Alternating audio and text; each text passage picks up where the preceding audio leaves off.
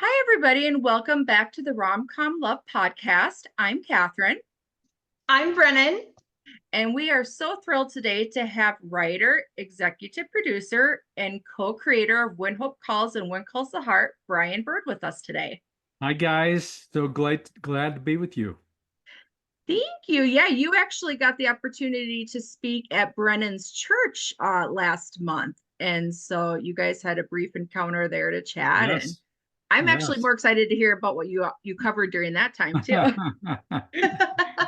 Well, yeah, Yes, And Brian, it was a blessing and pleasure to meet you at Wooddale, and we're so thrilled to have you today. So thank you for speaking with us. no, my pleasure, guys. Happy to be here.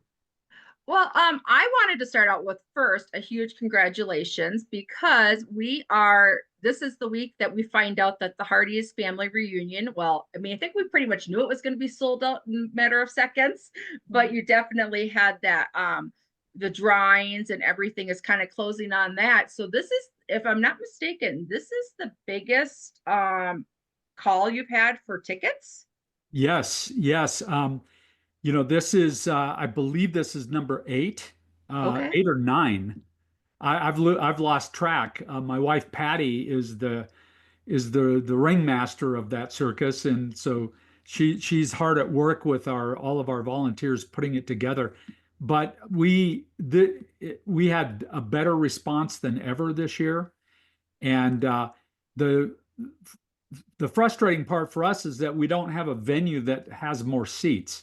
We would have 1,000 people there if we could, but because it involves, hotel rooms and a ballroom where everybody can fit and have meals, but also have, panel discussions with the cast and a meet and greet and so forth. Uh, it's unfortunately limited to, about 450 people in the room, and Okay. we've never been able to find a big enough venue and find enough hotel rooms that could accommodate us up in Vancouver. But it's such a blessing, 12 years plus into When Calls the Heart, for the Hardys to want to be there more than ever. Mm-hmm. And it's you know I Comic Con obviously is this massive event, and we're no Comic Con, but what we are, I think, is better. To I'll just say that, because the Hardy's community is is truly a community. It's not just the Mm-hmm. people cosplaying as their favorite TV characters. These are folks that have become good friends with each other and really have a sense of fellowship together. These Hardy's parties that go on all over the country when Calls the Heart is airing, and now When Hope Calls as well. Um, these are people that bring food to each other when they're sick. It's Mm-hmm. very much a sense of community and almost a church-like experience, I think, for a lot of them. And I've often said that the Hardys, we didn't invent the Hardys. The Hardys invented themselves. We were just smart enough to speak back to them when they started to talk to us on social media. So we're so honored by just this incredibly loyal fan base that the show has had all these years. And I do believe they are the reason for the show, to be very Mm-hmm. honest. And I also believe they're even a more important legacy than the show itself. That, Mm-hmm. you know, it, w after When Calls the Heart is finished, whenever that is, we don't know. We hope it goes on for more decades, but who knows? But all those relationships will continue past, right?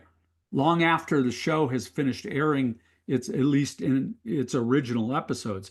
And to me, that's a legacy that we should all be extremely humbled by, but also very proud of, because that to me is the best thing about When Calls the Heart, is the fact that there's community. They're a force of nature. The Hardys are a force of nature, Mm-hmm. and they're out there doing good things in their communities, sort of the way the characters in Hope Valley and Brookfield do good things for each other. Mm-hmm. Well, that's how we met. Yeah, I was Yeah, just thinking that. Yeah. yeah, and we're only 20 minutes from each other. Wow. Mhm. So that, and so we have that ability to actually watch the episodes in person together. And I actually came into the show from my dad. He was the watcher. Wow. That's Yeah, rare. That's a rare that is thing. very rare. Yeah. And I love hearing it when men are watching the show. We know a lot of women watch the show, but I love hearing that men watch the yeah, show. And I often say you don't lose your man card by watching When Calls the Heart. and if it was just based on the ability of being able to get enough people in and out of set too. And so the venue space totally makes Well, sense. yeah, that is part of it too, because we that part of the Hardee's experience at the Hardee's family reunion is a visit to Hope Valley. Mm-hmm. And so the weekend is full of lots of activities, but Sunday is that big sort of trip to Mecca for Hardee's out to Hope Valley. And sometimes it's hard to find enough buses available, Mm. to be honest. Mm. Vancouver is quite the tourist place, right? Mm-hmm. And they have a lot of cruises that come and go from Vancouver up, to Alaska Mm. and so forth. And so sometimes the tourist buses that we need to get everybody out to Hope Valley. Mm-hmm. Valley is about 45 minutes away from downtown Vancouver. So yeah, so sometimes we're also limited by the number of buses we can actually access for Mm. the event. So it does keep it, somewhat limited, but what we've been trying to do every year is to make sure that newbies get to come, Mm-hmm. right? Because we know there's a lot of repeat, Hardees who love to come, Mm-hmm. every year. Yeah. And that's great. We love the loyalty of that, but we also want to expose this event because it does seem to resonate with everybody. Mm-hmm. Want to expose new folks, and so that's why we do it sort of in a lottery fashion. Everybody Mm-hmm. has an equal chance. Um, so everybody puts their name into the Mountie hat, and then we pull the names, and we pull first like 100 names and send Mm-hmm. emails to those first 100, and then people start to register if they can actually afford to come and Mm-hmm. and make it work. So it fills up over the course of several email blasts. But Mm-hmm. I believe this year we had over 2,000 people put their names in the hat. Wow. And then did you really follow along with the Christmas experience that Hallmark did with especially the Hallmark or the When Calls the Heart weekend?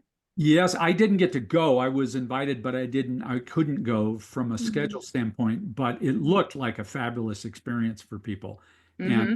so I'm glad that there are other events where our cast can go and meet and greet with the Hardys.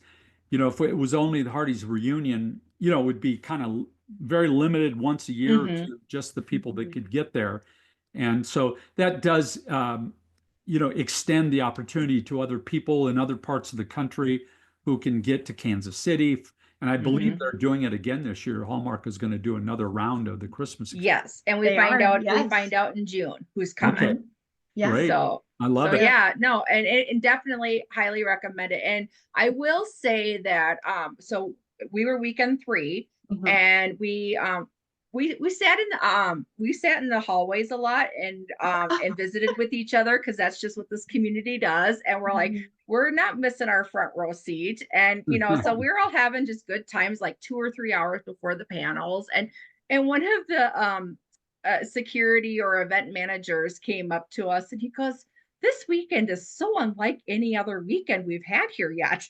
And I go, "How so?" He goes, "You guys are waiting. You're sitting and waiting to go into a room." And I was like, "Oh, you have no idea." Welcome to the Hardees. Yes. Yes. You really could bottle this whole experience for the Hardys, all these kinds of, activities and experiences. And it is unique. It really Mhm. is. There are a lot of fan groups out there for different shows and so forth, but I always say the Hardys are Trekkies on steroids. because they're just better people to, sorry Trekkies, but We are yeah, true. you guys are just better people. You want good things, you want goodness in the world, right? It's Mhm. not Mhm. about crazy costumes all the time and tinfoil hats and looking like aliens. It's about just Next year. sharing goodness with each other, right? Yeah. So Don't tempt us, Brian. Yeah, don't well, tempt we us did with a have good time. you saw we did do our we did do our character costume Yeah. event last year, which was a lot of fun for people Oh. to dress up in period costumes. So Yeah, and if I'm not mistaken, I can't remember. Maybe he just had a Mountie hat, but there was a little boy in Kansas City who I think it was just a Mountie hat that he proudly wore up there to go see Kevin, and Did. when they did the dancing of the Charleston with the group and stuff like that. So yeah, my I mean, my grandkids, my grandson and granddaughter were dressed at Hope Valley last mm, year in their Mountie his Mountie Oh, costume, and she had on a period dress, and so they had a lot of fun doing that. It was fun. oh, definitely. that's so sweet. All right, well, go ahead, Brennan.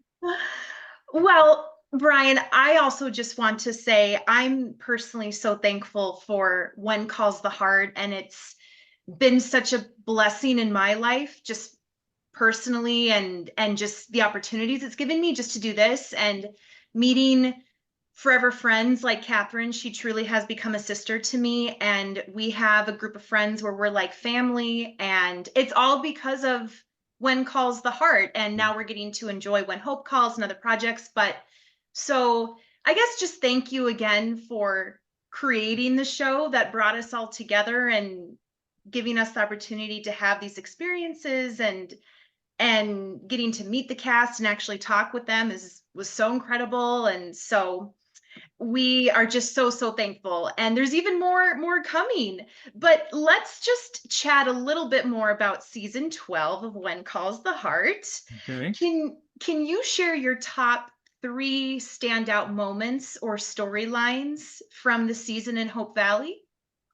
Wow, there were so many moments that I was so proud of. One which resulted from the cliffhanger of season 11 was this idea that there was a special telegram or a special uh, uh, thing that Elizabeth needed to see, and Mountie Mhm. Nathan thought, oh well, he's the commissioner's here for me, but he was there for Elizabeth because they had found something.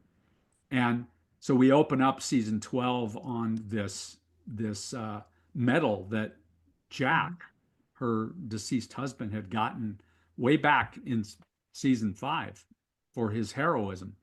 And um, the dynamic that medal played, right? It's a small token, really, but the dynamic that it played between Nathan and Elizabeth, between Nathan and Little Jack, because it was a medal that his father had earned, had been awarded. And there was just an incredible dynamic that created for Nathan and Elizabeth in their budding love story and relationship together, as Nathan's trying to figure out a way to fit in as kind of a father figure to Little Jack, and Elizabeth's trying to fit in, as a mother to Allie, but also her school teacher. So I just thought that was a very profound, story element for the beginning of season 12. And that medal came into bear in several ways along the course of that season. Mhm. The big mystery of the gold, I thought, was really a fun caper. Yeah. The last 2 seasons of the show have really, featured these really cool, fun mysteries and capers, and that's not something we've done a lot of on the show. It's been more, a lot of the plots have related more to the relationship stuff between the characters. But I did think that was a fun way to bring uh, multiple members of the cast in on these capers, right? And And so I really loved that part. I loved the big production. It's almost Great Gatsby kind of our big Roaring Twenties flapper party Mhm. that Elizabeth and Nathan got to go on, and they had to go undercover, which was Mhm. that was something new that we had never done before too. And it Yeah. and it related to the golden coin mystery. Um, Mhm. so those were all really fun, moments for me. Um, but for me, the little Jack gets diabetes Mhm. was probably the best for me, or impacted me the most. I personally have diabetes, and so that story resonates with me. In Mhm. 1922, diabetes was a death sentence, especially Mhm. juvenile diabetes. And so it has become not so much for everybody Mhm. with the advent of medical science. But insulin was invented in 1922. So it was a really, I think, a wonderful in Canada. It was invented Mhm. in Ontario, Mhm. Canada. And so I just love the way that all played out, and just it the show goes from 0 to 60 in like a second when things Mhm. like this happen. Yeah. And uh it echoed back to other very serious dramatic turns that the show has had. And sometimes we get I don't know, we take some criticism when we do stories like that, because I think, some Hardys and some fans see When Calls a Heart and When Hope Calls as escape, like for Mhm. themselves, like they go to their happy place. It's safe.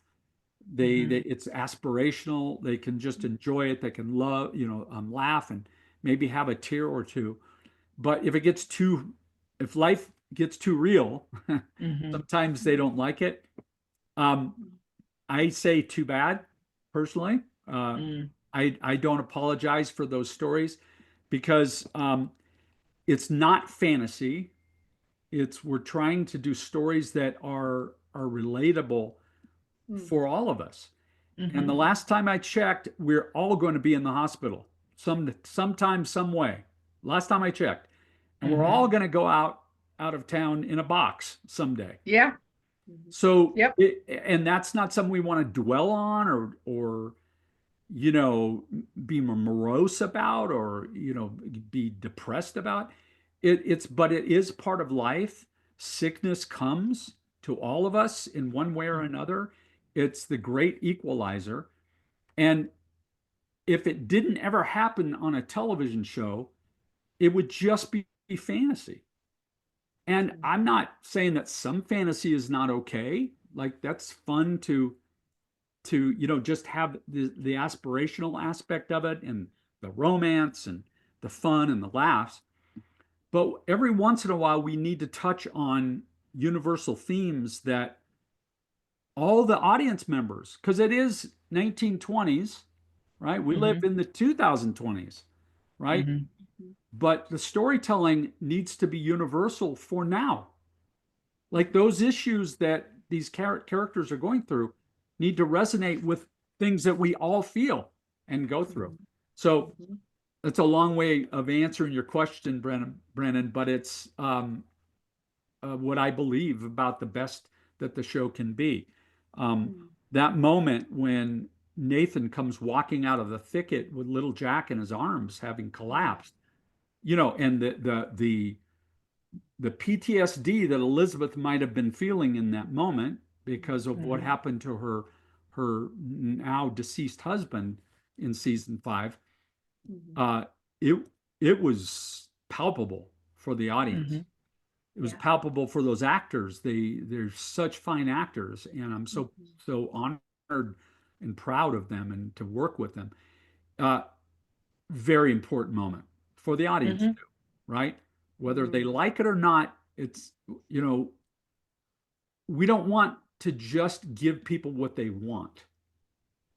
We Mhm. want to give the audience what they need also. Mhm.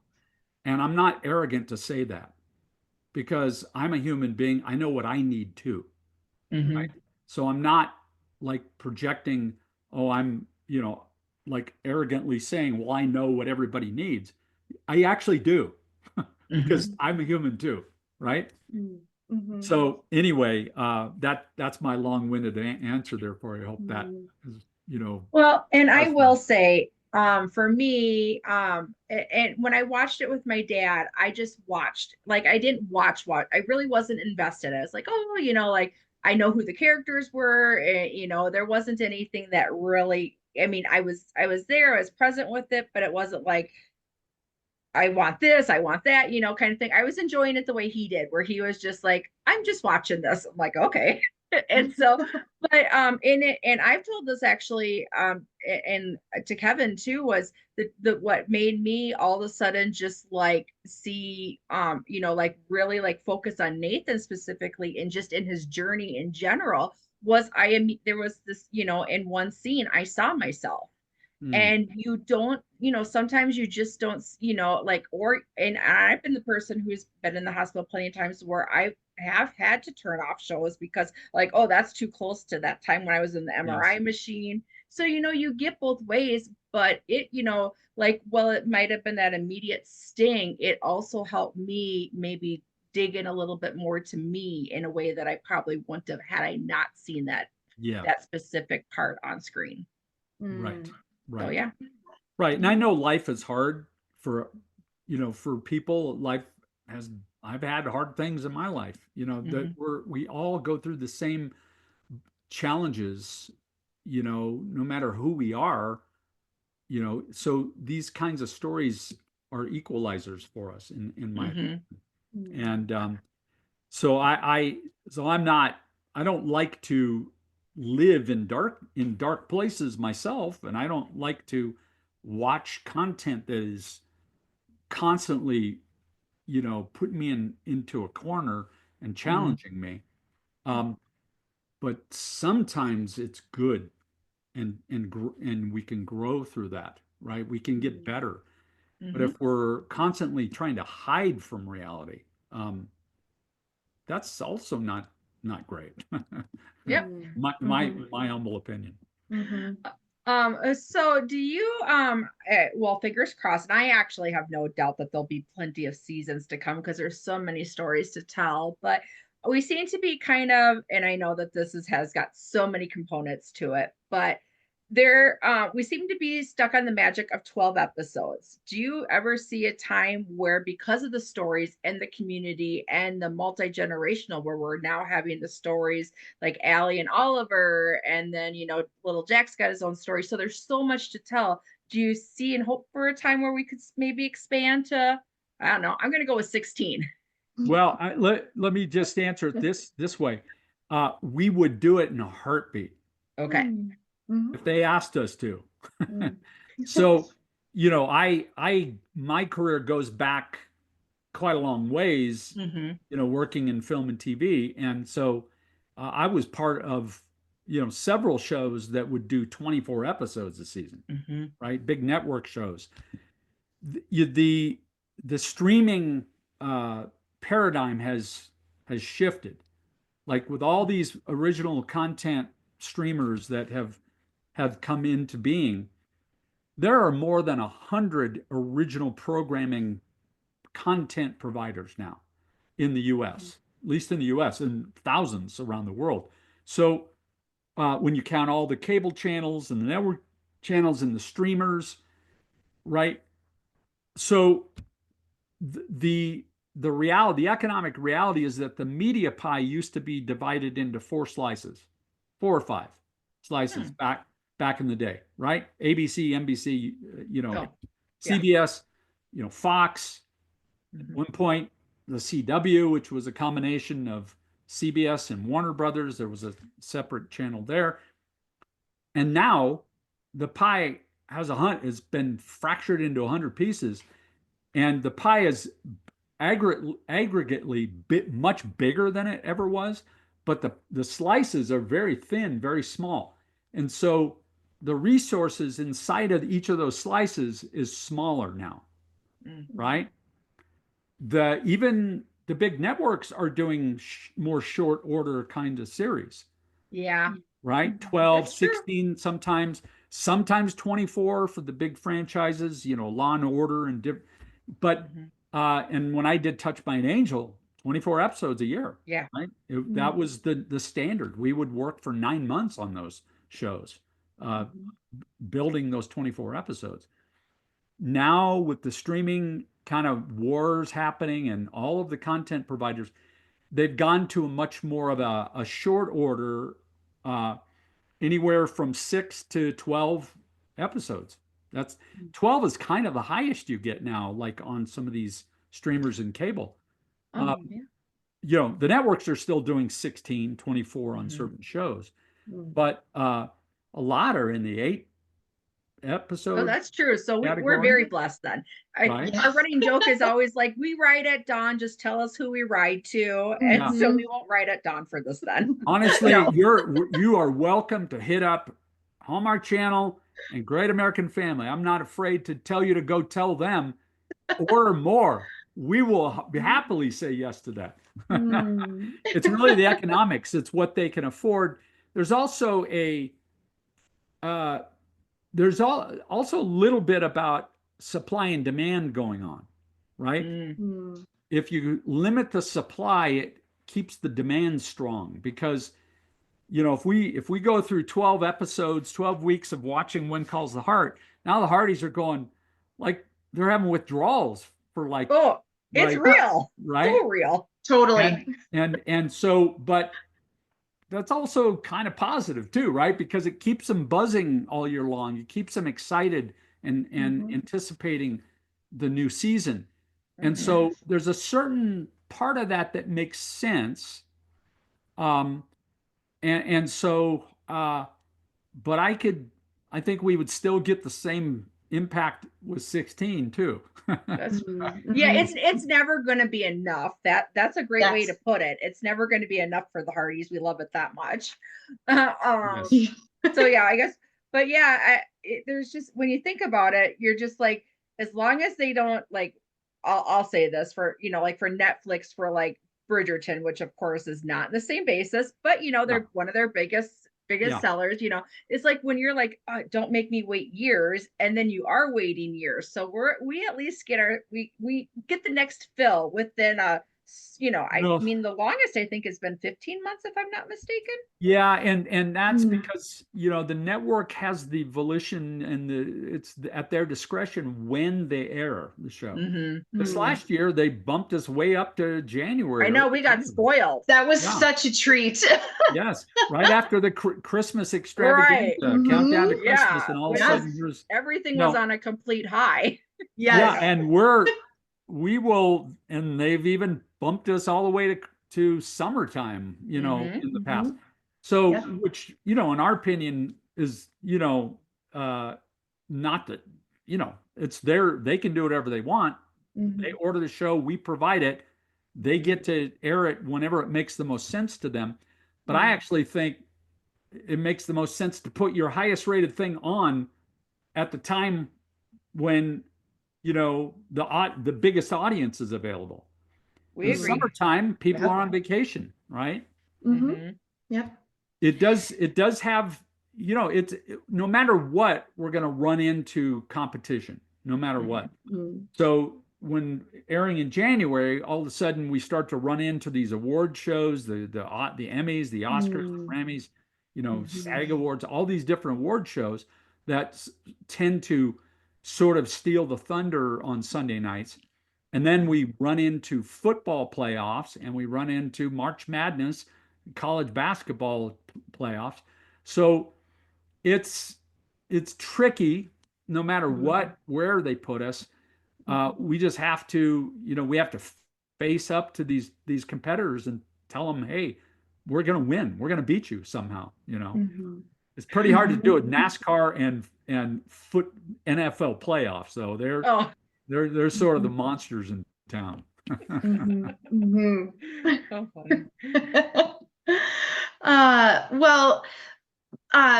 Brian, I think season 12 definitely was a season of, to me, it just felt like everyone was more settled in a way, if that makes sense. Everyone just seemed themselves again. You know, Catherine and I and many others were just overjoyed to finally see Elizabeth and Nathan as a couple for a whole season, openly in love.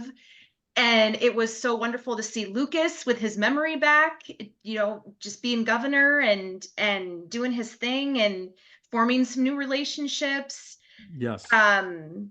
Rosemary and Lee, their little girl is growing up, and just everyone just seemed, you know, Allie's growing up and her friends, and of course the end, you know, gave us some more heart pounding, and it ended with hope. But are there any teases that you can give for what's coming up in season 13? Well, I what I can say is that I think you can expect more Georgie in season 13. Good. Melissa Gilbert will be coming back to Hope Valley, which we're excited about. Good. Very excited about that. And if you want to know a little more about how that happened, I'm happy to tell you. And I think you can anticipate that Nathan and Elizabeth, you know, rushing off to Cape Fullerton because they got to get close to a clinic for little Jack. I do believe that you can expect them not to come home that quickly. That would be a tease I would give you. A good one. Right? A couple of teases there. I think you can expect to see more of the budding romance for Lucas this year. We loved how that shaped up in season 12, and so I think you can expect to see more there. Good. We loved Edie. Yeah, she's great. She Yeah. did such a good ad, and we love her. So I would probably not want to go too much farther than that, but at least big ballpark kinds of teases there. The way if you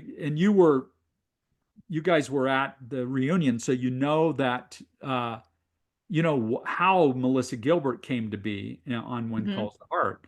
But for those who don't know that story, the reason that happened was that Michael Landon Jr., my partner and co-creator on the show, went to a 50th anniversary celebration for Little House on the Prairie. 50 years. I know. Half a century later, right? There are 20,000 people. 20,000 people showed up in Simi Valley for this big Little House event. And, you know, he was so moved by that, kind of representing his dad in a way, because his dad is no longer with us. But, you know, Michael was close to the heart of a Little House because he was on the show as a kid, and he knew everybody. And he even went to, you know, prom with Melissa Gilbert back when they were teenagers. So he thought, so as he was talking to these Little House bonnets, they call themselves, instead of Hardys, but they call themselves bonnets. Yes. The Little House fans, they, you know, he would ask him, you know, like, do you know about When Calls the Heart? And he said about 1 in 5 did. Right.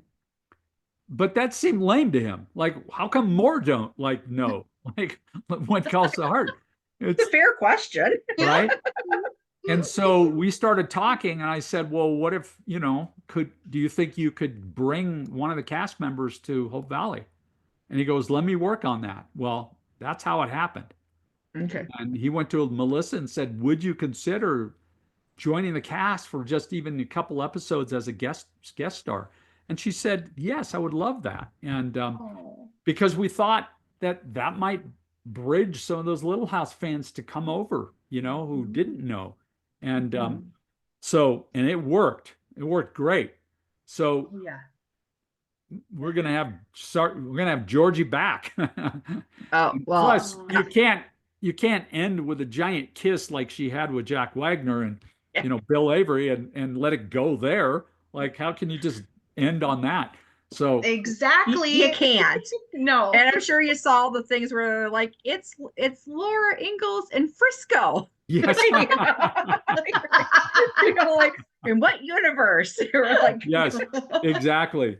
Georgie and Frisco kissing. and I will say, when Michael was giving, the teaser before she came out, I was just like, I was like, I had hope it was her, but then at the same time, like, no, I don't think that, because I just know I follow her on social media and knew that she's Yeah. very busy and a lot of stuff too. So I was like, I was in the back of my mind going like, who played Nellie Olson? And I was also trying to think of, by that time they were touring with Little House on the Prairie too, with Right. it, with that anniversary, and they had just Right. been in Minnesota not long before I was up there. And so I was like, okay, who was on that arrangement? And then I was like, and then when they said a name, I was like, that.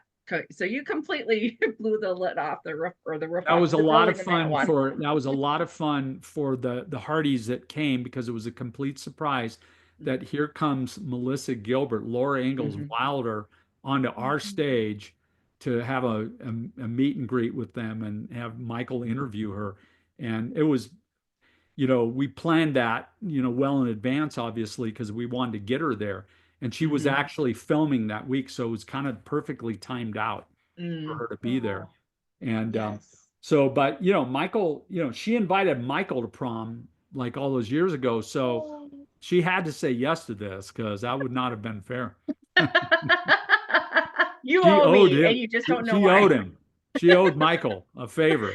So I guess 50 I years honestly later. I don't know, and I don't know if you know, Brennan. How did you and Michael connect? Oh, Michael and I originally? Yeah. Mm-hmm. Well, yeah. So I was shooting Touched by an Angel in Utah, in Salt Lake City is where we filmed Touched by an Angel, and Michael lived there at the time, and he had been making the Love Comes Softly movies, the Jeanette Oak Love Comes Softly movies. They did, I think, 11 of those actually for the Hallmark Channel, and so we had become friends through a mutual friend already and knew each other, and so I connected with Michael when he was living there, and then when Touched by an Angel finished up after 9 seasons, we said, let's do something together. And so we started making movies. I mean, he had already made the Love Comes Softly movies for Hallmark, but we did Francine Rivers, The Last Sin Eater, and we made a movie based on a book by Beverly Lewis called The Redemption of Sarah Kane, which we called Saving Sarah Kane. And then we did 3 more Amish movies based on Beverly Lewis's Amish series, the Heritage series that she wrote, called The Shunning and the Confession and the Reckoning. So we did 3 more Beverly Lewis Amish based dramas, and we made those together before we started, working on When Calls the Heart, the movie of When Calls the Heart. And as Brennan, heard that story, that's again a whole nother story. But we started working on that in 2008 on doing a movie of When Calls the Heart. So that's how we connected, initially. With the first movie we ever made together was 2006, The Last Sin Eater, and we shot that in Utah. And so, anyway, yeah. So, and then we have our whole relationship based on the When Calls the Heart origin story of the movie we made that turned into the backdoor pilot that ended up becoming. And wasn't it like a 3-parter, like didn't you guys have to go to another country to finish it up? I know it's a whole nother story. It is a whole story, but... and it was a fiasco that we thought was the end of our careers, because it all fell apart in 2009, September of 2009, which is when the big economic crisis hit the whole world, right? Literally, we were filming When Calls the Heart, the movie, in Alberta, Canada, when the money all fell apart for the movie. We had to shut it down, and we weren't able to finish it. And we thought, okay, well, that's the end of our careers, right? It's like, because our names were on the companies. It's like, and it wasn't our money financing it, but we were owing a whole bunch of money up in Canada. And we thought, okay, this just the crash and burn of this movie. And when a movie crashes and burns in the middle, it's much easier to survive if it happens right before you start filming. But this, when you're in the middle, it's just a massive nightmare for everybody. And so it took us 3 years of slogging, trying to figure out how to finish this movie. And we ended up, taking it back into the Hallmark Channel, or taking it to the Hallmark Channel half finished and saying, would you help us finish it? You guys love Jeanette Oak stories because you did all the Love Comes Softly movies. How about, help us finish When Calls the Heart? And they said yes.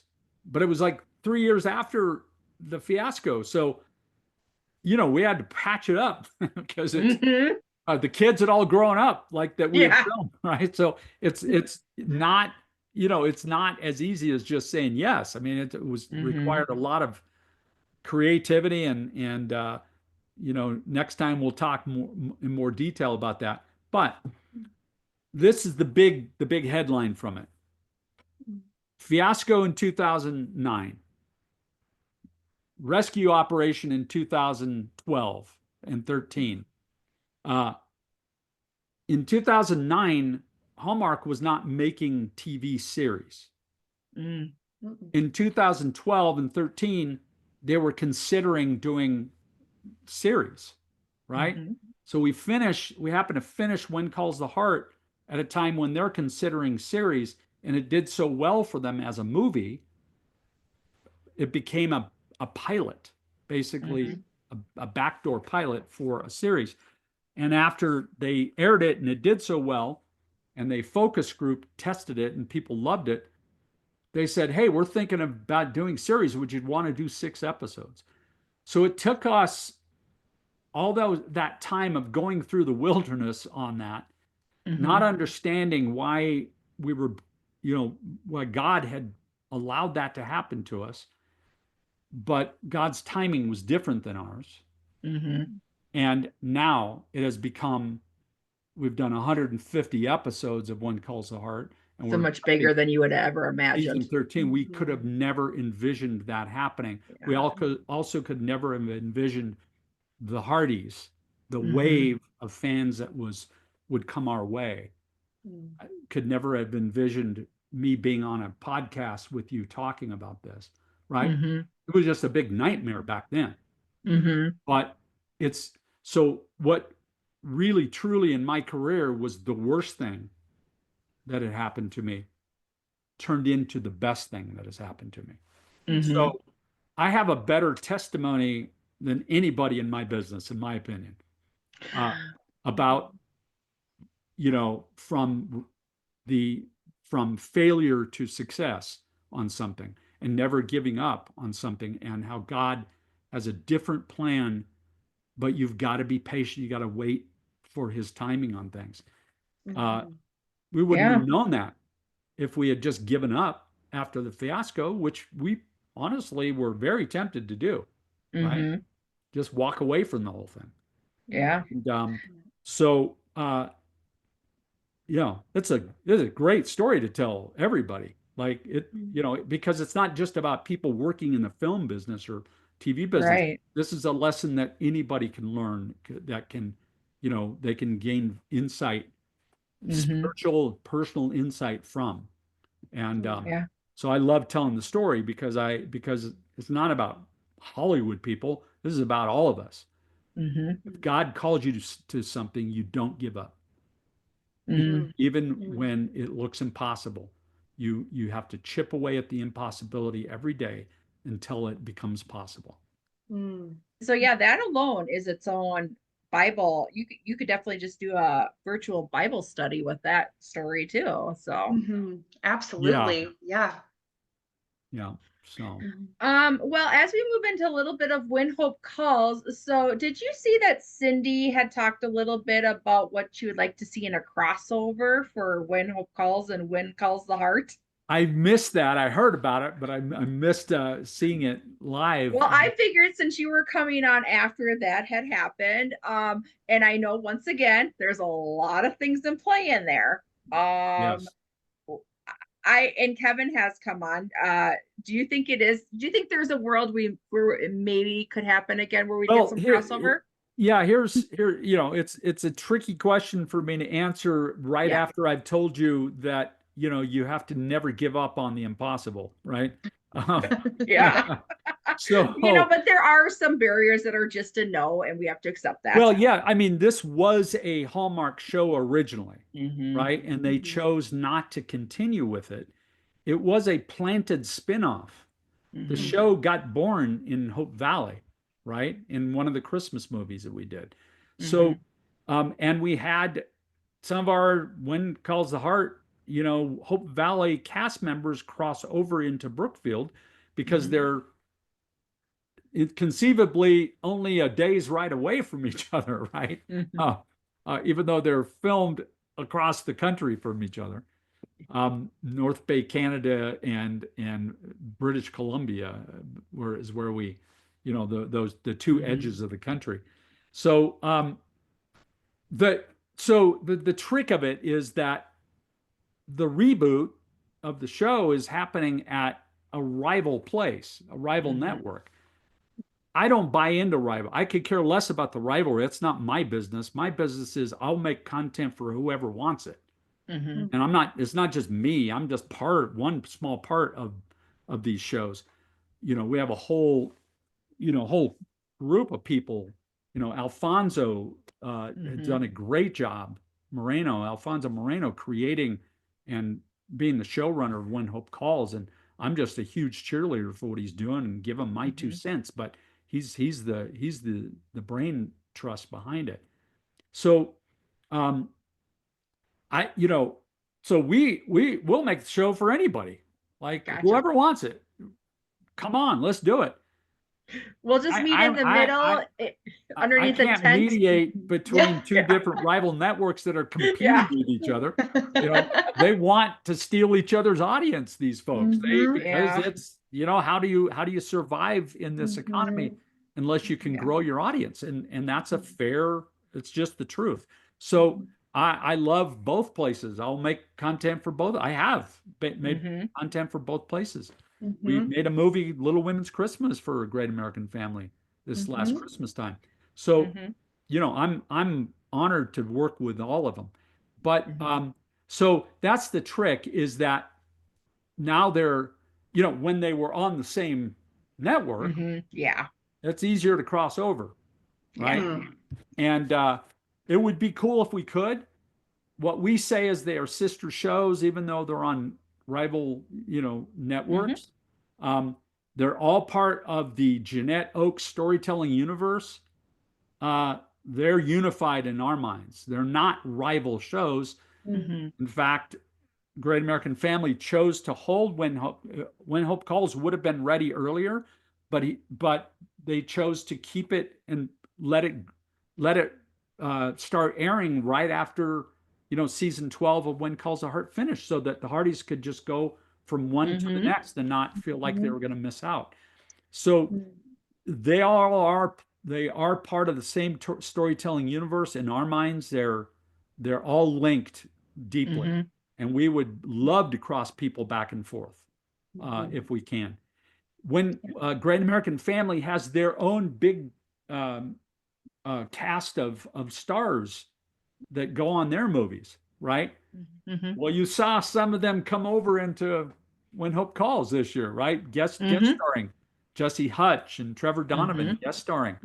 And these truly are reboots of the original show, because we have new main cast members, and our older cast members sort of handed a baton to the new cast members to take over the show.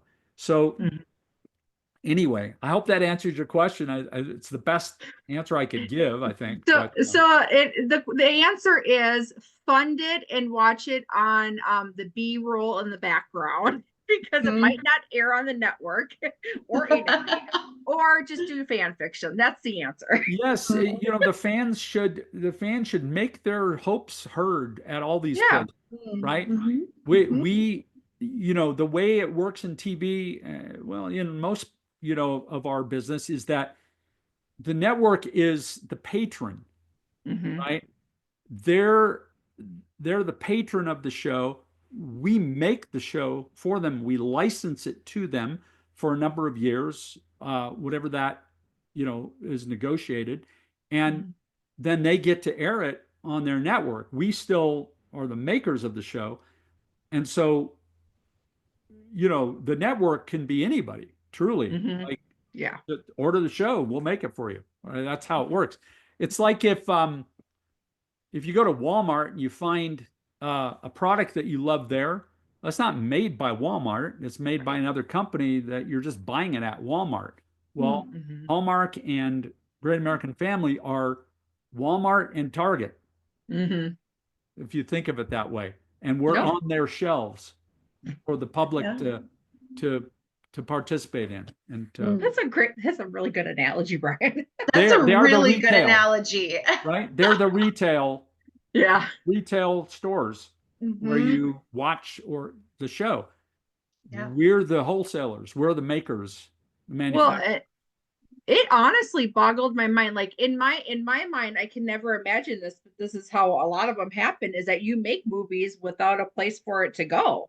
And I don't know what the percentages of that actually happening. Well, that's a great point. You hope not to do that too much, because they're the riskiest ones to do. If you go in and you sell the show, like you convince a network that they should do that show or that movie, then then you have to figure out a way to finance their commitment, right? So you have investors who finance against their commitment. People who make a movie and then hope to sell it, that's a much more risky thing, because if you don't find somebody that says yes to you, then what do? You have an investor who comes in on that. That's a very risky operation. So I always feel better for investors if we have at least one place that wants it, right? That says, yeah, we're in, right? Because then at least you can start to pull together all the other pieces. I just finished the screenplay for the John Wooden story, and John Wooden is the greatest coach of all time at UCLA basketball coach. He won 10 national championships in 12 years. Wow.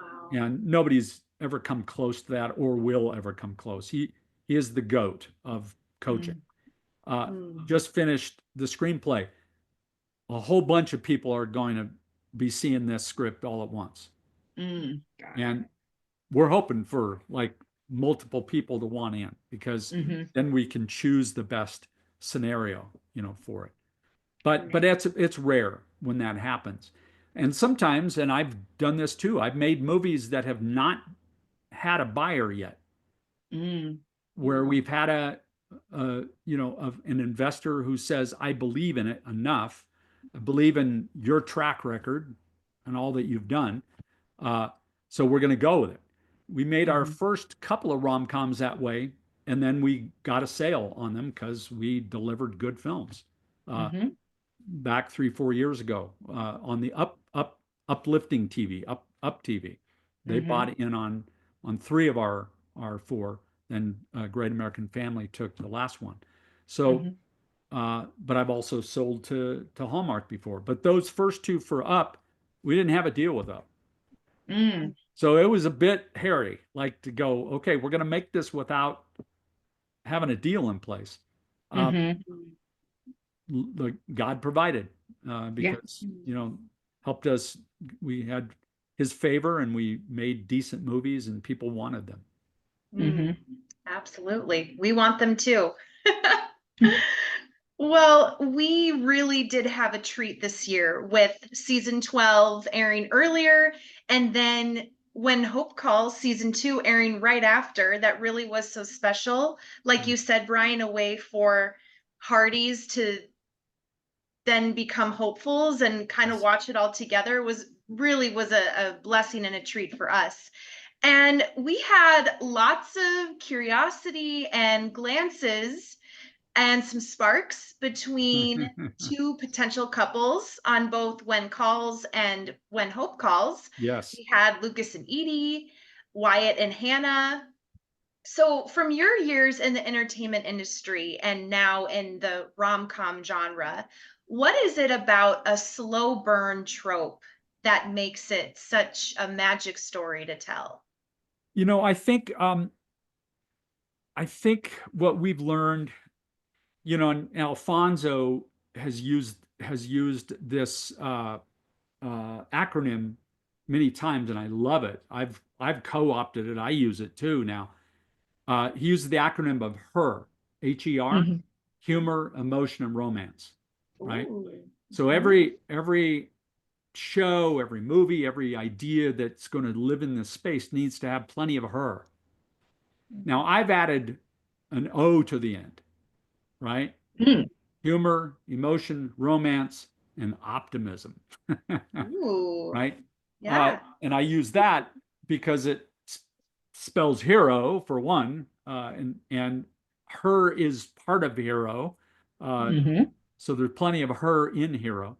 But the idea of a slow burn sometimes annoys people like crazy because we live in an instant gratification culture. You know, we want our food fast and we drive through and we get it in 30 seconds sometimes at Yeah. McDonald's at Mhm. place. Mhm. And and you know, that instant gratification, we're so used to it. We can get stuff on our phones like that. You know, it goes to space and back in like a Mhm. half second, and we Mhm. get our information that we need. But by, you know, making the journey as important as the destination, right? I do believe is like I said, we want to give people what they, not just what they want, but what they need. And I believe like spoon feeding them, bringing them along, building anticipation is the gold of romance. And so is something that, you know, Jeanette Oak really pioneered in her, you know, in her period, what was called period fiction or bonnet fiction, right? She pioneered that. Uh, Chaste romance, chaste, Mm. chaste, right? Yeah. Safe, chaste, leave most to the imagination, Mhm. just have sparks, but not take it too deep into the romance. And where else are you going to see that? Like on TV now, it's like everybody hops in the sack with each other like in 2 seconds these days. Mhm. And Mhm. we're not animals, we're not dogs, right? Yeah. We are human beings who are made in the image of the author of everything. Mhm. So we believe chaste romance and sort of the slow build of romance. It frustrates people too. Like it took us 5 years to get Elizabeth and Jack married, Mhm. right? Now there were some other reasons, actual real world reasons for that besides um, story, Story. right? And you know, these shows are populated by human beings. These actors are human beings that have their own lives and own aspirations and own hopes and dreams, you know, uh, and that intersects with our fiction, you know, it Mhm. intersects with that. So we have to accommodate people's real needs too, right? Because they're employees, Mhm. like you have to do in a company, like if you hire people. So it's no different in our company, on our sets than it is in other companies. There's Mhm. human resource departments, just like in every other business, right? So Yeah. anyway, all that to say, we know it frustrates people. Like married already. What the heck? What? How come it's taking so long? Well, That's fair. part of it is we know that by, you know, delaying the inevitable or delaying the fulfillment for people, builds on that anticipation. You know, you want, like, the audience is talking back to you, like they're yelling at the screen, like, come on already, right? That's really good for a show. Like, people anticipating, participating, being so passionate that they'll even troll us if they don't agree with us. We ride at dawn. Yes. Guilty. Yes, but it's okay. Like, I've been accused of really strange conspiracies that, you know, like by people who now call themselves Hurdies, because we didn't give them what they wanted. We didn't put the right people together, or we changed up what we were going to do. It was all done on purpose. It wasn't like an accident. The reason those things happen, because we believed it's best for the show, right? We have to do what we believe is best for the show. Well, we can't make everybody happy all the time, right? We're never going to be able to do that. And so, you know, I've been accused of very strange, like, conspiracies, like conspiracy theories about why things have happened. It has nothing to do with reality, but however, I'm okay with that. Right? Now, nobody likes to not be liked or to be Right. bashed, Yeah. right? Have somebody come up and put digital graffiti on my house, like, you know, like on my social media pages, which are like my house. Oh. Come and spray graffiti on my house. You know, it's okay, because I know that if they didn't care so much, they wouldn't take the time, right? That's So their dispassion for our choices sometimes, and I don't think it's by any means a huge number, but it's a very loud minority of people that do this. But I also see the value in that, because if they didn't care so much, they wouldn't take the time, right? So the fact that our show makes people really frustrated, there's a good side to that, right?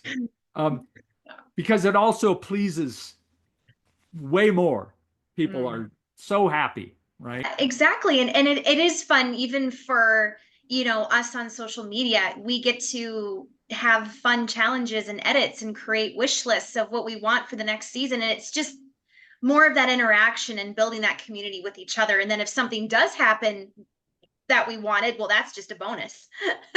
Yes. Yes, indeed. And we know that, you know, there was quite a, you know, quite a hearty apocalypse when we, you know, ended the engagement between Elizabeth and Lucas. And then suddenly Nathan and Elizabeth finally acknowledged that there was more to their relationship that they maybe didn't want to acknowledge before.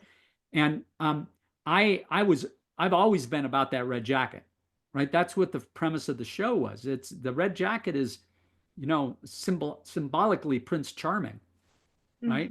That red surge. So I've always believed that, and we always knew that's where it would ultimately end up. But I actually loved the elegance of, and I know it hurt people that started to root for one side or the other, for sure. But I love the elegance of the hard choices that we all make. You know, I had unrequited love in my earlier in my life, that I thought I was in love with somebody that I was destined to be with, and it didn't turn out. And then I actually found my wife, who we've been married 44 years. Like, that's where I was supposed to be, right? Well, we all make choices and sometimes mistakes in judgment, like, and even for the wrong reasons, right? We make choices for the wrong reasons sometimes. That's just human. We all need grace, right, in our lives. And for Elizabeth, her first husband died in an avalanche because he was doing his duty as a Mountie. That red jacket became a fear factor for her, right? And she had, you know, trauma She had trauma in her life Mhm. from that. And so the fact that there was this love-hate relationship with that red serge jacket for her for so Mhm. long, no matter what her feelings might have been for Nathan, that was a barrier for her. So I have zero apologies for she initially took the easy route for her, the safer route for herself with Lucas, this charming, handsome guy who just wanted to cherish her and give her everything, right? Yeah. There's nothing wrong in that. That love story was totally legit. There was nothing Mhm. bad about it. It's just that if you can choose safe love, or you can choose to allow God to protect you, Mm. right? Yeah. And not live in fear all the time. Mhm. Right. That's Mhm. real life for all of us. We Yeah. all have to deal with stuff like that. So Mhm. I have no apologies for how that all turned out. Mm. We always believed. That didn't mean we couldn't root for the Lucas and Elizabeth relationship while it was happening and really enjoy it and and lean into it, Mhm. right? And root for it. All of us. I'm a viewer too. I'm a fan of the show. I love the Mhm. show, right? Mhm. So but two things can be true at once, Yeah. right? Yeah. That it was a good thing for her and Lucas to be together, but it didn't mean it was the right thing. Mm. Mhm. Ultimately. Mhm. Yeah. So when we go back to When Hope Calls, and I'm sorry, we've been keeping you for a while. Well, Oh, I we'll don't wrap mind. up. I can Oh, talk good. forever. Well, 3 hours later now. I love learning about the stuff Joe and hearing Rogan talks. here. Joe Rogan, the top podcast in the world, talks to people for 3 hours on his podcast. So Well, I was gonna say, if you're willing to share, I got nowhere to go. I don't know about Brennan, but Same. Yes. um with When Hope Calls, with like you were talking about the changing of the guards and things like that, because of course real life happens with that, cast had other, actors had other jobs when the yes came through. Did you with the Nora and Michael and stuff like that, did you guys have in your mind who you wanted to take on and bring into, like take over this next, I'm calling it the next generation. It's not really that, yes. but you know what I mean? Mhm. Yeah, it kind of became that for sure. And we do have several members of the town Mhm. still there, And from it flows beautifully together. yeah, well, I'm Yes. glad to hear that. Yeah. Sometimes it's tricky to make that work. Mm-hmm. And so we're thrilled that it all kind of worked out, for us, to have Christopher Russell and Cindy Busby in those roles is fantastic. It was obviously a casting process, Mm-hmm. because we knew we were going to have to introduce uh, new leadership for New Hope Orphanage. Uh, Mm-hmm. and so I loved the idea of bringing the most unlikely person in, in Cindy Busby playing Nora, a lawyer. Like Mm-hmm. why should she be the one running the orphanage? But she needed that in her life, Mm-hmm. right? Yeah. And Mhm. and to bring fearless, Mike Fletcher, to be our Mountie. I love he looks like Dudley Do-Right. I mean, he's got that square jaw. Actually, both him and Trevor look like Trevor Donovan look like Yeah. Dudley Do-Right. They both do. Yeah. Got that big Mhm. square jaw and just like manly, and I think they're Yes. kind of perfect casting, for Mounties. And so, Mhm. Mm-hmm. but we know that that red serge jacket continues to be such a draw. Uh, Mm-hmm. for audiences everywhere. It's set in Canada, right? But Mm-hmm. Yeah. people love it in the U.S.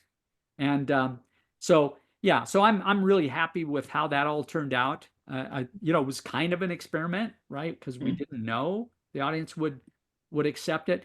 But I think the heart of gold of When Hope Calls in Brookfield is that orphanage. Mm-hmm. It's such a Yes. wonderful premise for a show. Yes. The little the storyline with Dolores. I love Mm-hmm. that Mhm. storyline. Yeah. It just broke my heart. And, Yeah. you know, my own wife, Patty, was a foster kid when she was a kid, right? Oh, wow. So we love the setup of Mm. kids who are in the system who needed help back then and need help now. And I just think the heartbeat of the show really is that orphanage and those kids. Just like kind of the schoolhouse is in Hope Valley. Yeah. Right? Mm-hmm. The Yes. next generation of citizens is coming up in that place, you know. Mm-hmm. Mm-hmm. Well, two things that stood out to me for sure is, well, I think it was perfect with the fact that Chris and Cindy had that relationship and had the history of doing the movies together, Yes. you know, beforehand. So that was such a, you know, an Instant extra chemistry. blessing and excitement of bringing over people who were excited to see them together again. Yes. Mm-hmm. So that, Instant chemistry. I mean, it's an Right. embarrassment of riches for us, to be honest, on the show. You know, to be able to get a bunch of really good-looking men and women, you know, to so unfair. you know, and you know, who have been stars in their own rights. I mean, you know, Trevor Donovan and Jesse Hutch are playing relatively small parts, you know, in the show, and they're big stars in their own right. So it's just, you know, the fact that everybody wanted to be part of this, I love so much. And I even think, you know, John McLaren has been fantastic, you know, taking over the Sam role this year. Yes. And I love him and Maggie and just their whole Hanukkah Talbot, just how their romance is budding, and you know, so it really is wonderful. We have, you know, minimum 3 big relationships available to us. Yeah. The slow burn. Yeah. Now. Yeah. Right? Absolutely. Yeah. And it's been really fun to see the cast of When Hope Calls so engaged on social media and with fans, and they really were so passionate about this season and this product. And it was so obvious that they just were so in love with what they were doing and having so much fun. And that made it more fun for us, knowing how much they loved it. I think made us love it even more. I love hearing that. You know, we learned this a long time ago, 13 years ago, 12, 13 years ago, that when the audience reaches out to you on social media, you have to talk back. Right.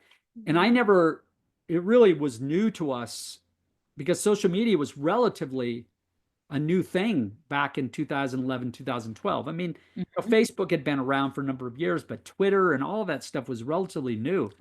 And it's a great way to build a bridge to the audience because, you know, what we did with When Calls the Heart, when the Hardys named themselves on social media and started putting hashtag Hardys on there, we didn't do that. They did themselves. And so we learned back then that if they talk to you, you have to talk back. And we even got the network at Hallmark to talk back. So they put hashtag Hardys in the lower thirds of the screen to honor this fan group, this budding, you know, emerging fan group. And it was like pouring gas on a fire. Well, I mean, anybody and everybody, doesn't matter what it is, you just want to be heard. Yes. And so, or seen. And so 100%. you get both right there. Literally. And it's a really good way to build relationships with people, even remotely, digitally. You know, I love baseball, and one of my favorite teams is the California Angels or the LA Angels. And we went for years to those games.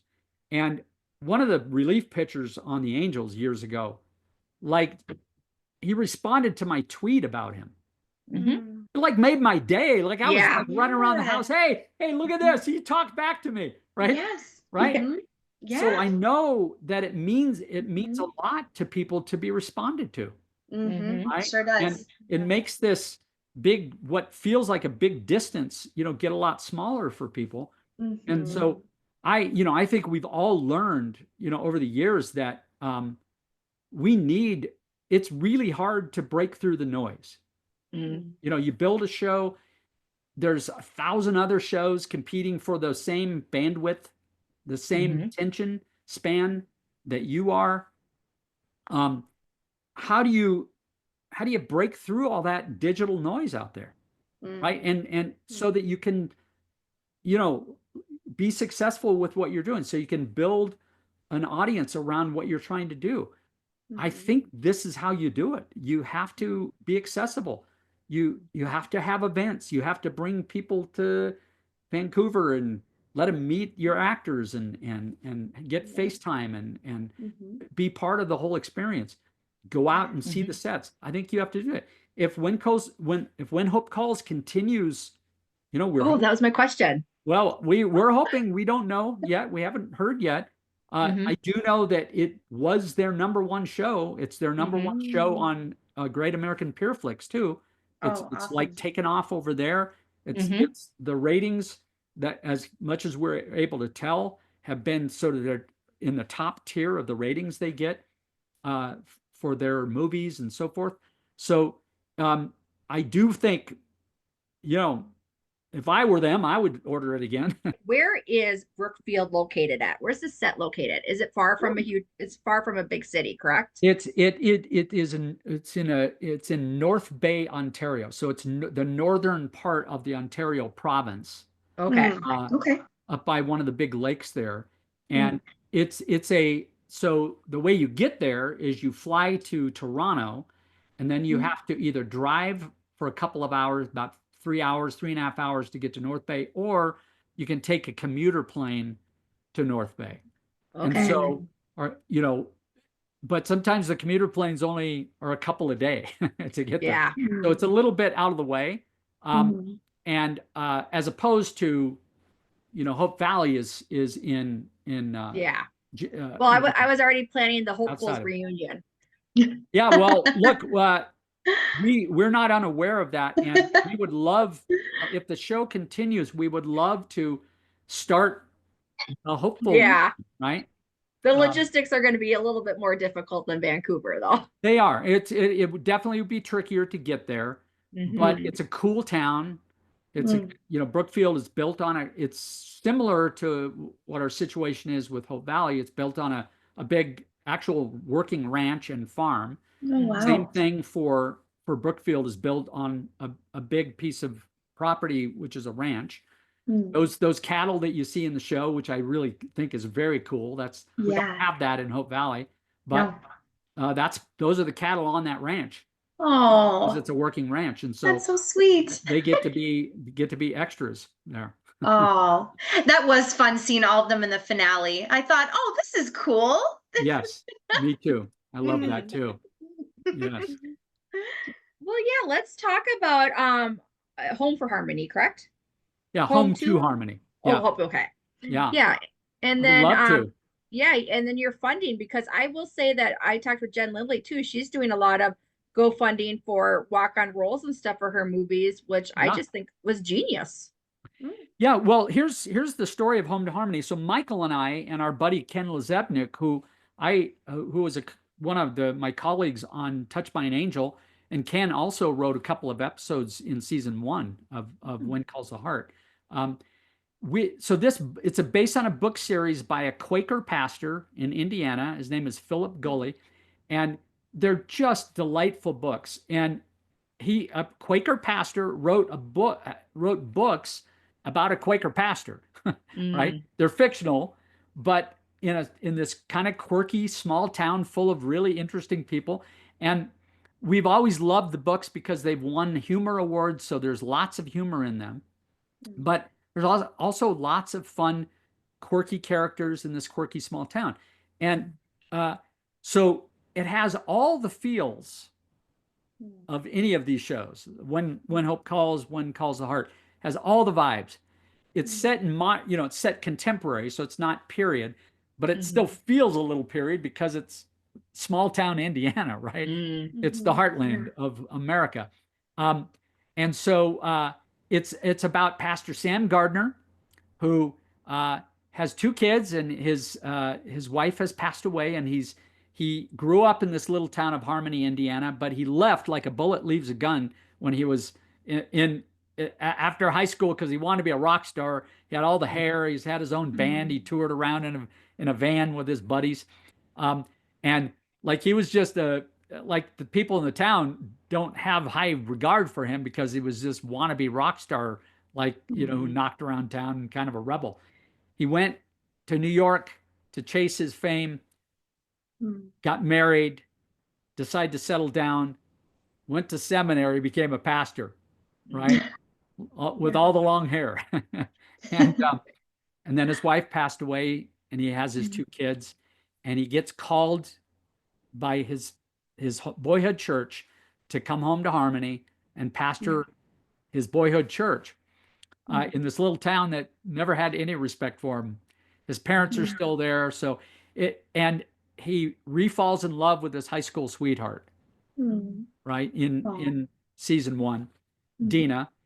And she's a single mom too. She's got a beautiful Down syndrome daughter, and he's got his 2 kids. And so there's this, you know, in the future, potential new relationship there. But it's about Pastor Sam going home and trying to save the world one person at a time, right? And so it's such a beautiful show. We have got 6 of the 8 episodes written already, and we're so excited about it, and have some exciting potential cast members to be in the show. So the backstory on it is that we sold it to one of the big networks, right? And originally, like 3.5 years ago, and we spent 2 years trying to find the pilot that they loved, like that they felt good about. And to be honest, they didn't know what they wanted. Like it, and executives sort of changed. And so we had to sort of prove ourselves several times over, you know, even though they bought it and they were paying, you know, us to write episodes of this show to get it off the ground. Last year, we finally came to the point where we said, guys, we don't think you're ever going to be happy with this. And we don't know if you know what you want. You keep moving the goalposts on us. So can you let us go? Like, because we love this show. We know what it should be. We've, you know, knock on wood, but we actually built another show that like turned into a big hit. So we think we know what we're doing to give the audience what they love and what will make them happy. And so we said to ourselves, all right, guys, just like we had to resurrect When Calls the Heart from the, you know, the misery of ashes, maybe we should try this ourselves. And so we went to Angel Studios, which is the studio that gave birth to The Chosen, which has become a huge phenomenon, right? Yeah. And we love their approach because what they do is they help you build a tribe of fans around the show who are also participating as part owners. It's brilliant. It is. Yeah. Like of the 1,000 or so people that have already said yes to us and put cold hard cash to helping us build this. Which one of those people is not going to be a big fan of the show, is not going to want to go out there and be an emissary and and tell, hey, this is my show too. I'm part of the production, right? Yeah. You have your social media handled right there with that. So yes, it's a great start to the whole process. So we love that Angel Studios is kind of breaking all the rules, and love that you have to pass. So you have to pass a test, like in order to even go into the crowd investments raise. Their guild has to vote for on the show. And so we made a proof of concept, an 11-minute proof of concept for Home to Harmony with our Pastor Sam and some of the cast members, and shot it in Georgia, and we passed the test with those people. And the interesting thing is that the guild doesn't know it's from us. Like our names are not anywhere to be found when you do the proof of concept. Oh, they don't necessarily know. Now, some of them ferreted out, by looking at social media and things. But when they're watching, our names aren't there. Michael Landon Jr. is not there. Brian Bird, Ken Lezebnik, our names aren't there. The cast members' names aren't there, right? All that's there is the title of the show, and then our 11 minutes of scenes. Mm. And they voted on it, and we passed that test. Mhm. But usually we have to go to these networks, and there's one or two people in some office somewhere who get to decide your destiny. They get to decide your fate. They can say yes or no, they pass, or they say let's go. This is the first time we've ever had a giant crowd of people watching and saying yes to us by their votes. Mm. And I love that. Yeah. That is the coolest thing ever. So Angel Mhm. Studios is a really unique way of kind of changing up all the rules. So we're Yeah. not asking anybody's permission except the guild. Like, hey, will you say yes to us? Do you like this enough? Right. Say yes. And then obviously once we passed, we were able to say, hey, it's us. Remember When Calls the Heart, right? That's us. So Mhm. when you're doing that, are you getting it passed with the actors that are going to be in it, or are No. you just telling them the story when you're doing that? Well, some people have to recast when they actually go make the show. Our Got it. goal was to not do that. And so but we only did a small portion of the first episode. So we think we're going to pull all those same people back into the show, right? So there will be continuity there because we actually want to use what we filmed. It was good. Like, Mhm. Makes sense. I don't want to throw it away, you know? Yeah. So anyway, yeah, so Lord willing, this fall, we still need to find a few more champions to come aboard. We may do another round for the crowd because you can, there's legal limits on what you can do in terms of how long you leave that offer out there. Mm. The SEC sort of controls all that. So we may do another round on it. But we've also found a couple of champions, and we're looking for a few more to come alongside and say, hey, we get it. We know what you guys can do. You know, between Michael, Ken, and I, we've made 1,000 hours of television, like 1,000 episodes of TV. So Yeah.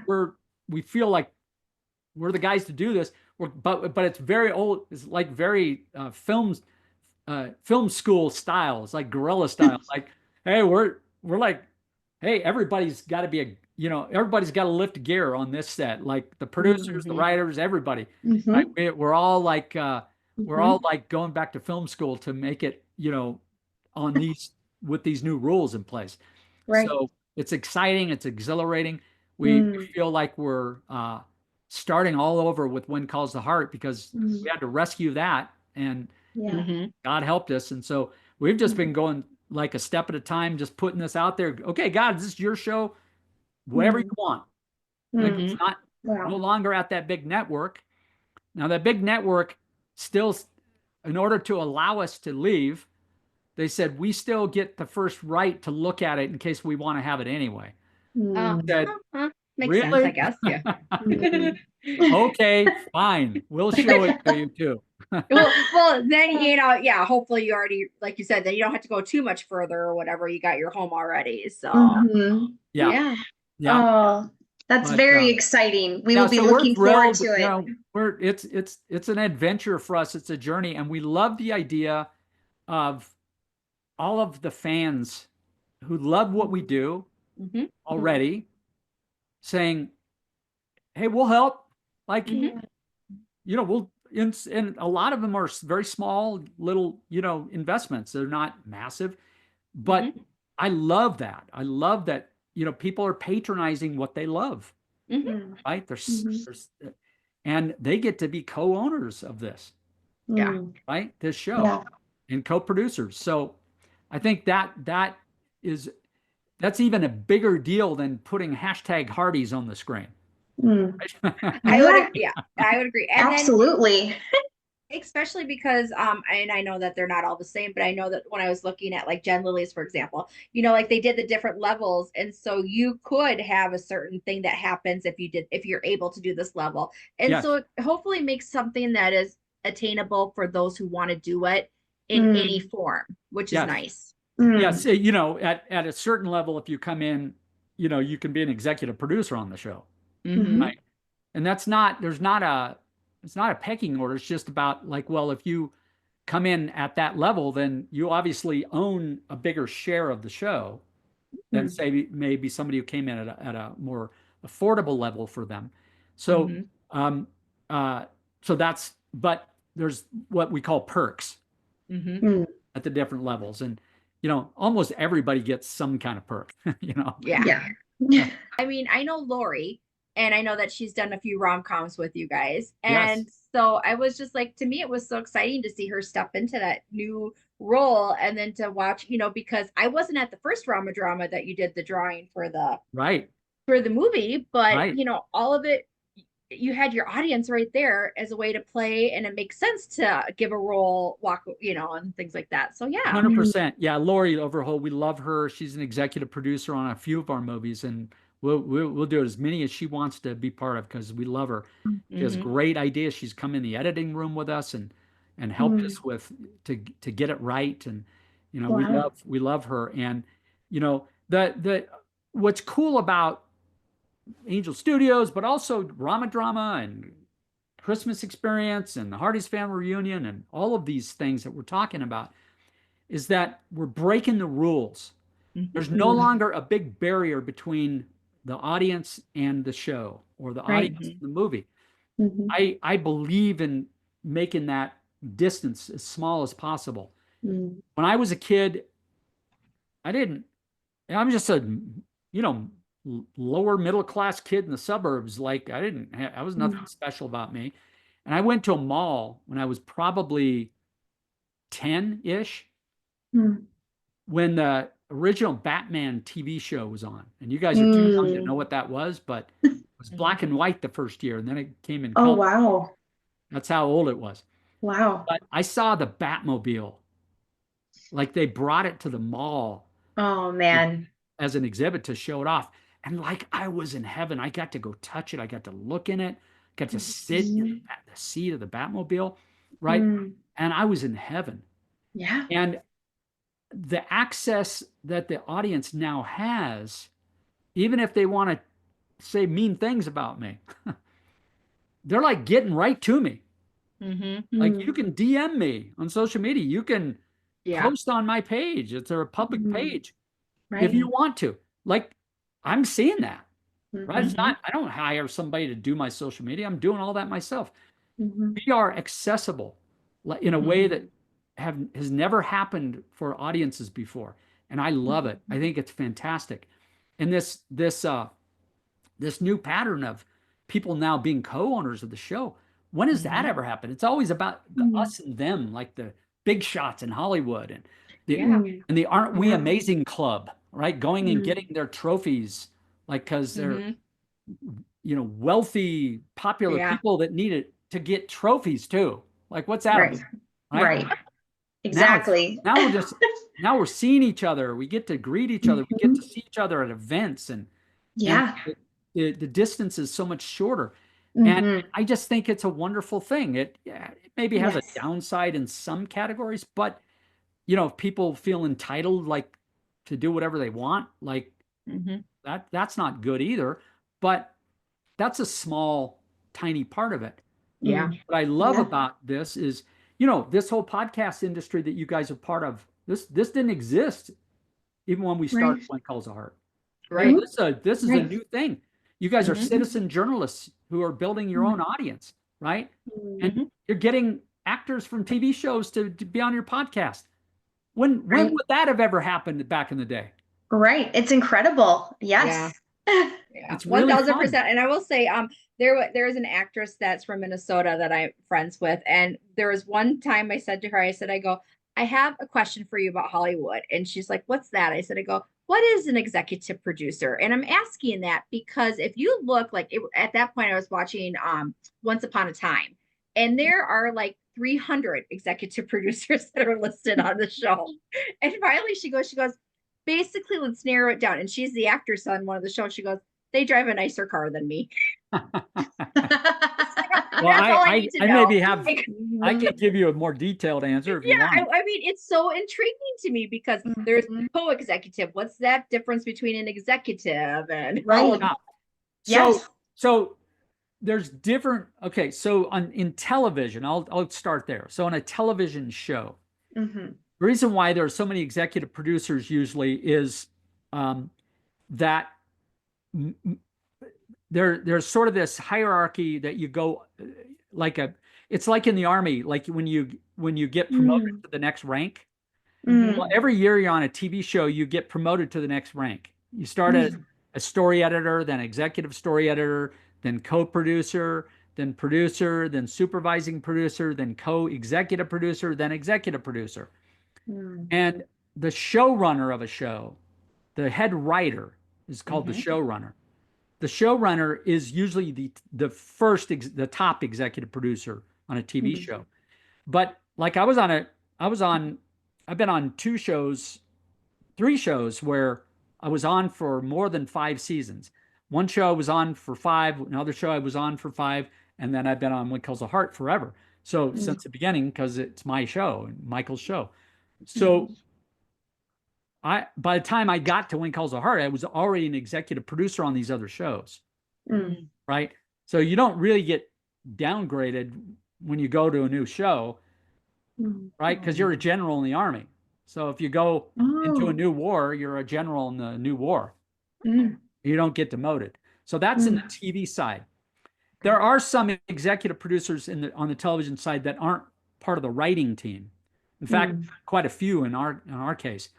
They're all people that have brought something valuable to the show, like helping finance the show or helping sell the show to, like we have an executive producer who helped us sell the show in Canada. Right? So we're now on Super Channel up there, and we were on CBC for a while and Super Channel, but we're just on Super Channel in Canada, Heart and Home. So our executive producer who helped us do that continues, right? To this day.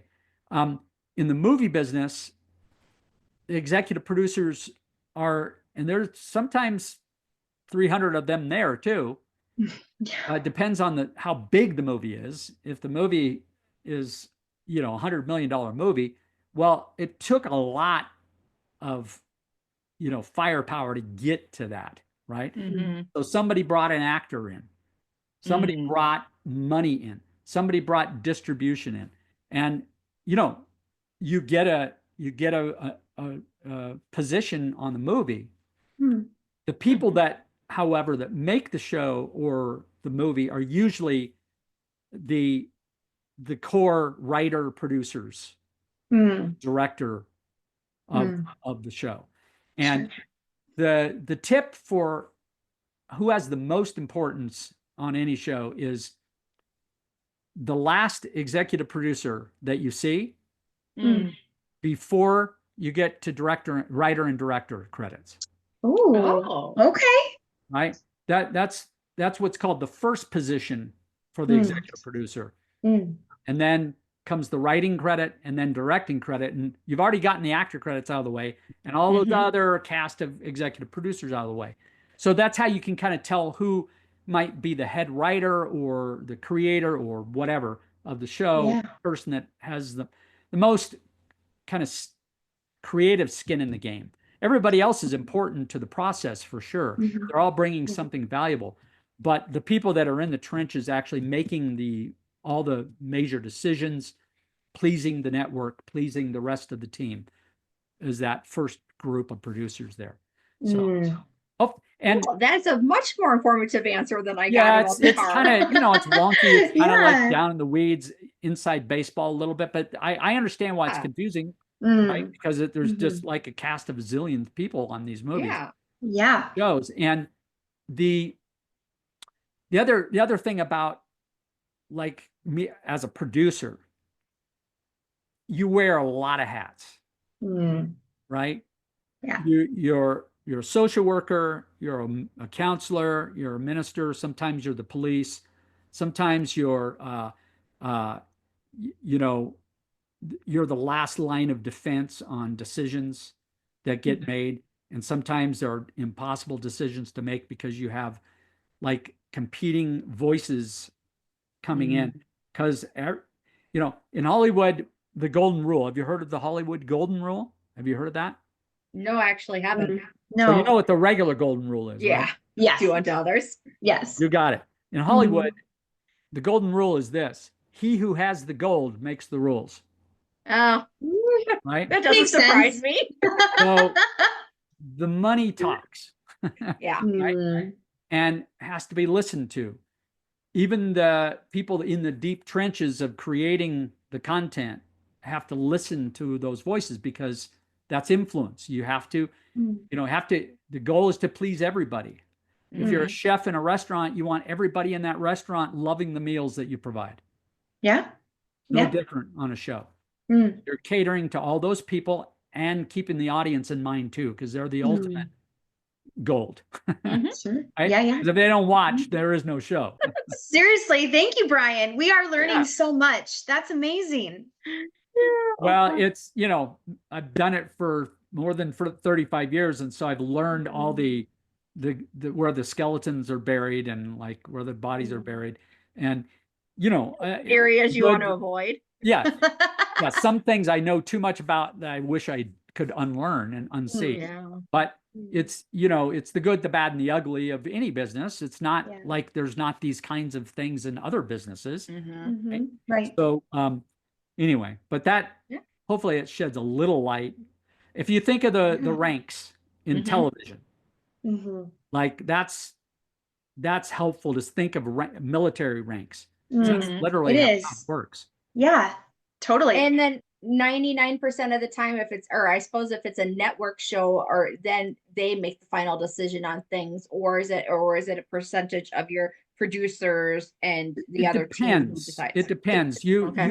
you want, as the showrunner, you want the network to be happy, Mhm. but you're not willing to check your conscience at the door, Yeah. right? Right. You're not willing to be such a yes man that you hurt what you know to be right about the show. So the goal is to give them as much happiness as you can. But there's also the impact of if you've made a show that the audience is loving, then you have to make sure that you're not checking that dynamic at the door and forgetting about Going too far away from it, you mean? Yeah, leaving Yeah. leaving the what the audience loves so much about the show. If you've built that, Right. you can't let them you can't let anybody's opinion contradict what you think it should be, right? Yeah. Based on what you know about how they've responded in the past. And so Yeah. the more, like, to be honest, Michael Landon Sr., Michael's dad, he had complete autonomy on Little House on the Prairie. The network, they may have given him some feedback, but he just basically said, no, I'm making the show that I know you need and that you want. And if it doesn't work, then you can tell me otherwise. But the better the ratings, the more power the show has in that relationship. And there's no, we're not ever like arrogant enough to say, well, forget you, we're going to do what we want. Right. Because it's a partnership. Yeah. They're your major patron. They're paying the most money to make the show. So you want them to be the most happy, right? So Yeah. it's a partnership, and we treat our partnerships just like anybody else should in any business. Right. Or in life, you would hope. Yeah. Or in you'd life. hope- Yeah. Yeah. True. Yeah. Yeah. Right? You want it to be not 50-50, but 100-100. Like everybody's Oh, yes. contributing fully. Mm-hmm. So that's Yeah. it's and it's not a That makes perfect sense. process, but it can be better than it can be as good as it can be, and it can be better than not, right? Because if you don't treat people well, they won't treat you well. So even though it's he who has the gold makes the rules, we still believe in the real golden rule and how we treat people. And you also, you feel responsible to a big group of people that is employed, right? Oh, I'm sure. So the fact that the show can be canceled at any moment weighs on you, because you don't want that to happen. You don't want for people to be cast away and to like, okay, well, now they got to go look for another job. Right? Mhm. And Yeah.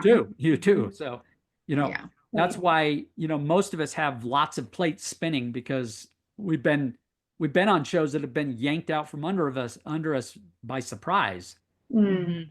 So, we sort of have, PTSD about that. And so we try to do our best. We try to do our best by everybody and make sure that we keep everybody in mind for the future. Thank you. This has been very Yes. informative. I've learned a lot. Yes. Well, I will say, like, and this is even where I feel bad, where I'm asking so many questions. Sorry, Brennan. Because this has been something that, like, I wish even back in the day with school that people would have talked more about the behind the scenes. You just were like, oh, I can't sing. Okay, well, that's not for me. Like acting, I think you could read me like, there unfortunately is no, no mask to hide behind for me. I am who I am. And so, like, I just like, then it was like, okay, well, that's it then. And now I'm like, okay, granted, it's not that you can't start over again, but life's changes or your responsibilities change. And I'm like, I like living vicariously through all the things that I wish I would have done differently. So that's why I like to learn it. I love It's that. so interesting. Yes. Mm-hmm. So Well, many opportunities. Yeah, I've learned the hard way, and so I'm committed to, others, to helping others, activate their lives and careers. That's part of, like, when I got my first opportunity, my first boss said to me, and it was through nepotism that I got the opportunity. It was my wife's great uncle. Right? Way back in the mid 1980s when I wrote my first episode of television. And Uncle Don said, nepotism can open a door, but if your talent doesn't show up and keep the door open, there's nothing more I can do for you. And he also said, I'm opening a door for you. You have to promise to do that for somebody else. And so my whole career has been about somebody else. I've tried my best to mentor as many young people as I could, not only because I want to clone my own values in them, because after I'm gone, I don't want what I've learned to be lost, right? But because I truly do want to, light fuses under little bombs and let those bombs go off and launch people into their careers. And so my whole career has been about that. And I didn't just do it for one person. I can count, lots of people who have careers now because I said yes to mentoring them back in the day. So what you're getting from me is stuff that I've shared with others too, because this is a mentoring process. Anytime I talk to anybody, I'm usually kind of trying to do teachable moments for them. I joke. Anyway, so I've been passing it on my whole career, and all these movies that I've been, these smaller movies that I've been making for these smaller networks in the last several years have all featured new voices. Yes. Directors, writers, all of that. Yeah. And I know I promised we'd wrap up. We're going for the 3 hours. Let's really quickly talk about Little Women's Christmas, because that is a great scenario with that one. Because Jacqueline Collier, that she brought it to Brandon. Is that how that one worked? Yeah. So originally Jax and brought it to Great American Family, and she found the script from Dion Sheehan. Yes. So Dion Sheehan was a Hardy. Wow. So Dion I forgot was about that one. I don't know which HFR she was at, but I met her when she was a student at Stanford University. She came with her mom to one of the earlier Hardy's family reunions. She got a job at MPCA as a development executive, and while she was there, she wrote a really early draft of Little Women's Christmas because she loved Little Women. And so back when Great American Family first started, Brad Cravoy, who was my partner from MPCA, who had hired Dion, got the script to Great American Family, and they didn't quite buy it at the time. They didn't quite get it. So years later, Jax brought it to Brandon, and Brandon is my partner in True Brand. We've made 5 movies now. Excuse me, Brandon's directed 4 of the 5. And he was another person that I said, no, you're going to direct. Like, I put him in the director's chair because I'm the showrunner, so I get to make the choices. And he just taken off. Oh my gosh, he's amazing great. at it. He's amazing director. It's in his DNA. He's just fantastic. So anyway, Jax was in our first one of our first movies called The Engagement Plot that we shot in Colorado. Maintain a relationship with her. She got that script to Brandon. He wasn't quite sure with it where it was, like if it would work, but he did a table read with, brought a bunch of actors in to do a table read, and he gave his personal take to them, said, hey, if you make these changes, if you make it more of an ensemble where all the sisters have big stories, then maybe we can do something. And then, and so I gave notes at that point to Dion, and she took it as far as she could. We showed it to Great American Family. They said, yeah, we like it more, but we need more. So, did they tell you what they needed? Yeah, they gave us notes. Oh, okay. They gave feedback. Okay. And so then we brought in my son Taylor Bird. So he's another voice that's been launched in this whole thing. Right? He's written been one of the writers or the writer of 3 of the 4 of those movies that we've done. Wow. And so he took all those notes and he did a complete rewrite of the script. And there's a lot that's still there of Dion. It's a good marriage between those 2 writers. When Great American Family saw that script, they said, okay, we're in now. Right. So that's kind of how it happened. And so the mentoring process for me was about launching everybody on that one. Wow. I just think that's an amazing gift that you're giving to Brian. So I think so too. Absolutely. I've learned the hard way, what to do and what not to do, and I think I'm pretty good knowing what story is. So I'm sort of the godfather of these movies, and I want them to work, and that one worked gangbusters. It was and you guys got a I think it stellar was the cast. second highest rated movie of their last Christmas, and we won some Movie Guide awards with that movie, and I think it really was a strong film. Very very proud of it. Yeah.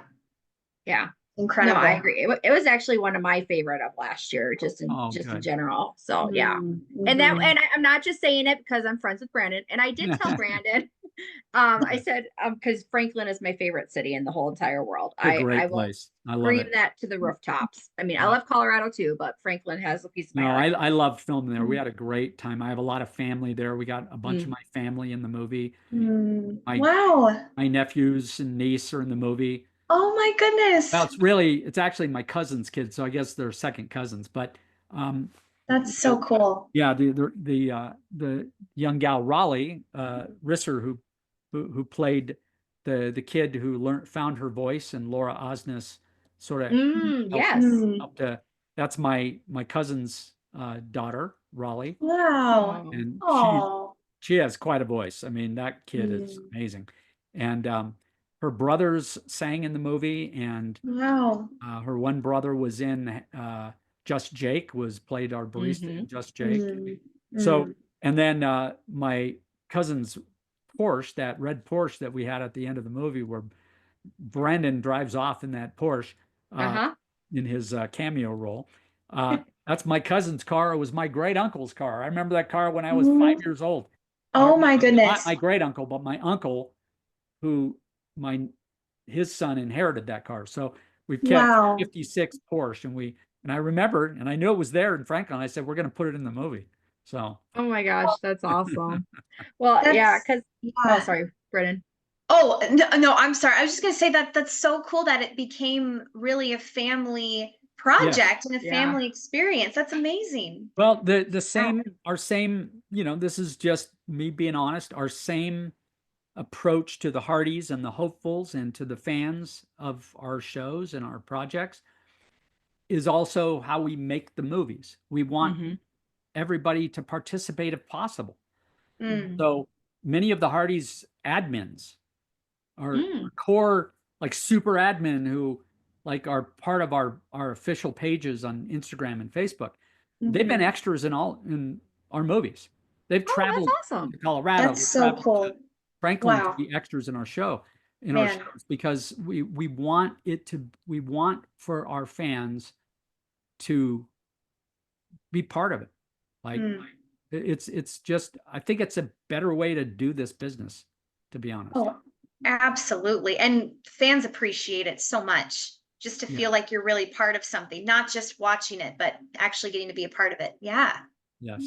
Mhm. Well, For you sure. actually answered the rom-com trivia questions we had with that talk. Okay, good. Well, Brilliant. good. Because, well, one of them was what role or which movie did Brandon play DJ Bob, and we just talked about that. Gave that away. So I'll leave it with this last one then before we say goodbye. Is what was the dating reality show called in the engagement plot? The engagement plot. Oh man. And I'll happily give options. Give me some options, yes, because I'll know it immediately. Okay, so we got Love at First Sight, Find Your Soulmate, or The Price of Love. The Price of Love. Yeah. I was trying to figure out how I could play around with the price to like do 3 options with that. It wasn't working. Well, I would have any of them I would have gotten. Anything you would have used price with, I would have known at that moment. But Yeah. it's I'll tell you, there's so many pages that I've written or been part of in the last several years that it's hard to keep it all straight. But Oh, I can imagine. yeah. Mhm. Right. Well, thank you for spending all this time with us. This has been a fantastic, really fun. I've just loved learning all of this. Oh, So good. thank you, Brian. Me too. My Thank you, pleasure. Brian. We'll do part 2 if you guys want next year and talk about Yes. everything else.